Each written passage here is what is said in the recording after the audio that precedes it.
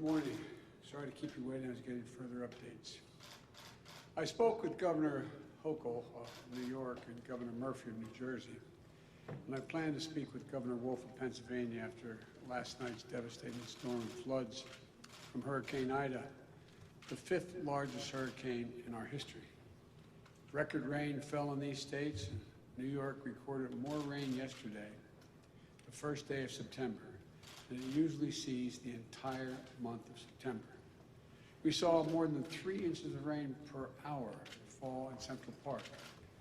The United States National Weather Service issued a flood emergency in Manhattan, Brooklyn, Queens, the Bronx, Staten Island, and parts of Long Island last night. This is the first time that such a warning has ever been issued for the city. People were trapped in the subways, but the heroic men and women of the New York Fire Department rescued all of them. They were trapped. We're seeing the same story of devastation and heroism across New Jersey and Pennsylvania as well. For now, 11 people in New York and New Jersey died because of the storm.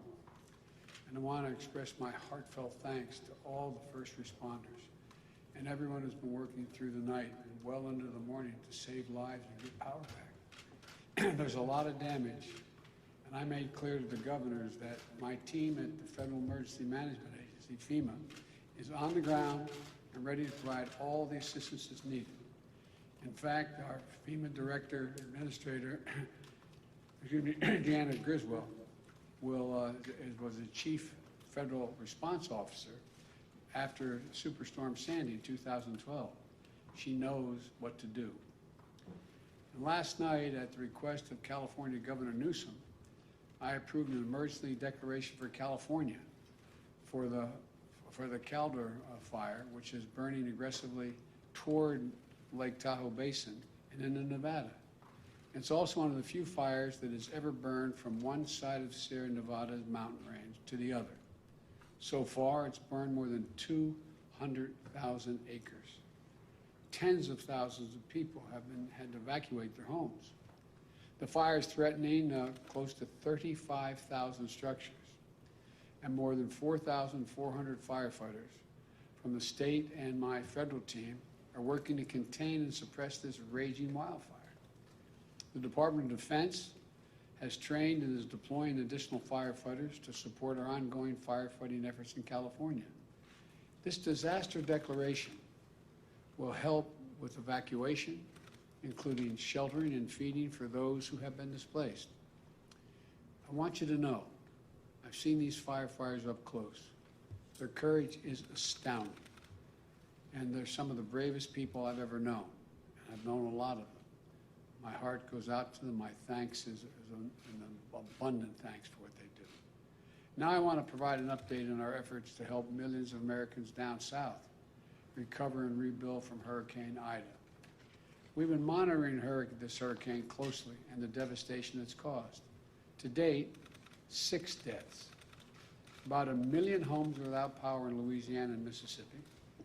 While the catastrophic flooding wasn't as severe as it was during Hurricane Katrina 16 years ago, Ida was so powerful that it caused the Mississippi River literally to change direction, change the flow temporarily. The good news is that as a result of significant multi-billion-dollar federal investment in the levee system around Metro New Orleans, it held. It was strong. It worked. But too many people in too many areas are still unprotected and saw a storm surge and flooding that was devastating. We've seen the reports of winds up to 170 miles per hour. It's not been confirmed yet by FEMA, but 170 miles an hour, causing unimaginable damage with debris and down power lines, making roads impassable, and slowing response efforts to save folks and property. You know, the people continue to shelter in place. Tomorrow, I'll be traveling to Louisiana to meet with Governor John Bell Edwards, as well as the parish presidents and mayors and the local officials representing the affected areas. Governor Edwards encouraged me to come and assured me that my visit will not disrupt recovery efforts on the ground. That's what I wanted to be sure of. My message to everyone affected is we're all in this together. The nation is here to help. That's the message I've been making clear to the mayors, governors, energy and utility leaders in the region whom my administration has been working closely with over the past few days. Working with governors in the area, even before Ida made landfall, I issued emergency declarations for Louisiana and Mississippi to help us respond quickly. FEMA pre-positioned more than 4.3 million meals and more than 3 million liters of water and other critical resources in the region before it hit. We deployed more than 250 generators, and we're working to getting more into the area, especially to hospitals in desperate need of them. The Department of Health and Human Services deployed a 250-bed federal medical shelter in New Orleans and 5 medical assistance teams available throughout the state. Since the hurricane hit, more than 6,000 members of the National Guard have been activated in Louisiana, Mississippi, Alabama, and Texas, and other states to support search and rescue and recovery efforts. For those who have lost their homes, states have been working with the American Red Cross to open almost 50 shelters across the Gulf Coast. We know that there is much to be done in this response on our part. We need to get power restored. We need to get more food, fuel, and water deployed. I get hourly updates on the progress from FEMA well into the night, and we'll be working around the clock until the critical needs of the region are fully met, and we will meet them. Even as we tackle the core elements of the disaster response, we're also deploying new tools to help speed this recovery, things that have not been used very much in prior hurricane responses. Working with private companies that own and operate the lifeline infrastructure, like electricity and communications, we've used the latest technology to accelerate restoration of power and cell phone service. It's beginning to get back up, but there's a long way to go. For example, to minimize the amount of time it will take to get the power back to everyone, I've directed the Federal Aviation Commission, the FAA, to authorize the use of surveillance drones to assess Ida's damage to energy infrastructure, while ensuring those flights do not disrupt aerial search and rescue missions. Likewise, I've asked the Pentagon, the Department of Homeland Security, and the Department of Energy to immediately make available any satellite imagery they can help provide in assessing the extent of the damage. Drones and satellites can make the work faster by getting to the places that are most desperately in need. They can identify where the lines are down, map the damage, help get the transmission lines back up and running in all the parishes. But people, hard-working people, do the complicated and dangerous work. There are more than 25,000 linemen and clearance crews from 32 states in the District of Columbia racing to restore power. In Alabama, 2 have died on the job. This is complicated and really dangerous work, but we're moving as fast as humanly possible to get it done. It's important to know that the region hit by Ida is the key center of our nation's oil production and refining infrastructure. That's why we're not waiting to assess the full impact of the storm is going to have on oil production and refineries. We're moving already, quickly, to increase the availability of gas and easing the pressure on gas prices around the country. I've directed the Secretary of Energy, Jennifer Granholm, to use all of the tools at her disposal, including using the Strategic Petroleum Reserve to keep gas flowing to the pumps. In order to get critical supplies to the region to beat the pandemic, I directed the Department of Transportation to renew an energy declaration to provide flexibility on how many hours a truck driver can drive. Most people don't know there's a limitation on the number of hours you can be on the road. The Transportation Department is broadening that emergency declaration to include transportation of gasoline and other types of fuel as well, in addition to medical supplies and food. In addition, the Environmental Protection Agency has approved emergency waivers for Louisiana and Mississippi that will expand the supply of gasoline that can be sold in those states and increase availability at such a critical time. These actions should help reduce the risk of gas shortages and price increases as a result of the hurricane. We also know a lot of people lost cell phone service because their particular carrier's tower went down or got damaged. A few days ago, I asked the Federal Communications Commission, the FCC, and my White House team to work with the cell phone companies to allow customers to use roaming services. So that means that folks in the area should be able to get a signal no matter what carrier they're in. If their one carrier's down, they can roam and use another carrier they're not part of, they're not signed up with. Just think of the sons and the daughters, the moms and dads, the loved ones trying to reach each other, and the feeling of fear, maybe something happened, and it's just because they can't, the cell phone's not working. Think of the millions of people reaching out for help.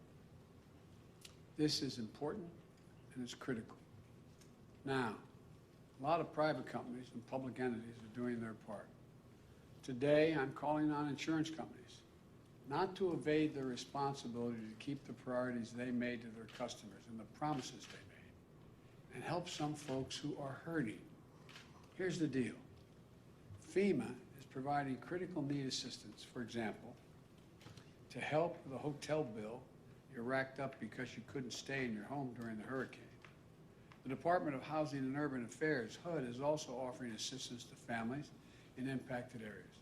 But right now, we're hearing reports that some insurance companies may deny coverage for additional living assistance expenses unless the homeowner was under a mandatory evacuation order.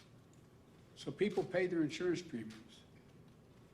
They're supposed to get payments from their insurance companies for relocation costs.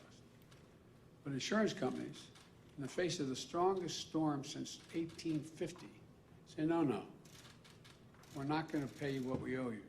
Because the fact is, parishes in Louisiana, like New Orleans and St. John's, issued a voluntary evacuation order at first and may not have even had enough time to make a mandatory one as the storm moved in so fast.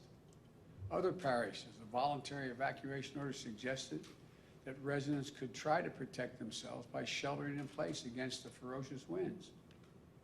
We can all understand why folks felt safest leaving their homes and going elsewhere, out of the path of the devastating storm. No one fled this killer storm because they were looking for a vacation or a road trip. They were able to stay in a hotel. They left their homes because they felt it was flee or risk death. There's nothing voluntary about that. So I'm calling on the private insurance companies right now, at this critical moment. Don't hide behind the fine print and technicality. Do your job. Keep your commitments to your communities that you insure. Do the right thing. And pay your policyholders what you owe them to cover the cost of temporary housing in the midst of a natural disaster. Help those in need. That's what all of us need to do. That's what we're trying to do. FEMA has pushed out $77 million to the people of Louisiana so far, individuals. My message to the people of the Gulf Coast, who I'm going to visit tomorrow, we are here for you. And we're making sure the response and recovery is equitable so that those hit hardest get the resources they need and are not left behind.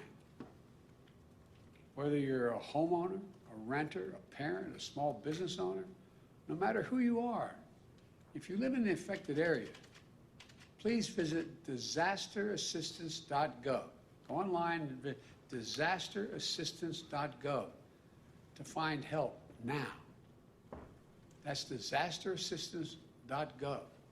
Or call 1-800-621-FEMA, F-E-M-A. 1-800-621-FEMA, F-E-M-A. That's 1-800-621-3362. There's help you can qualify for right away. I've tasked my senior advisor, Cedric Richmond, New Orleans neighbor and former congressman from Louisiana's 2nd District for 10 years, to lead this relief effort.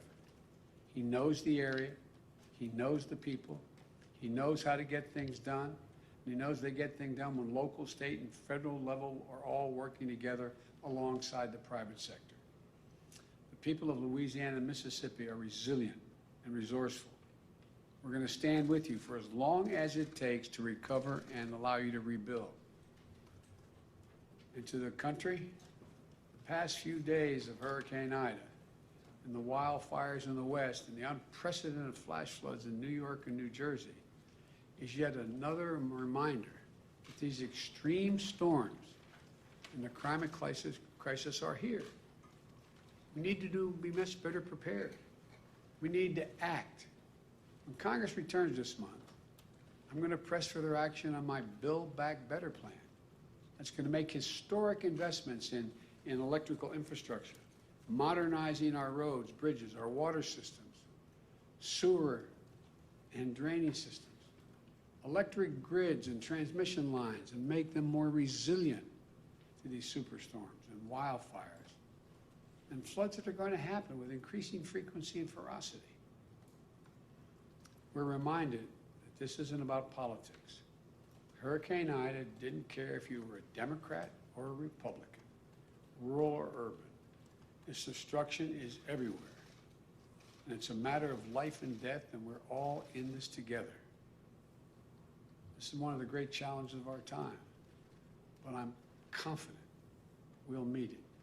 We're the United States of America. And there's simply nothing, you've heard me say it before, nothing beyond our capacity when we work together. So for all those who are still in harm's way, or all those struggling to deal with the aftermath of these storms and fires, say, God bless you. Keep the faith. Everyone working day and night to look out for their fellow Americans is what this is about. We're going to get this done. Thank you.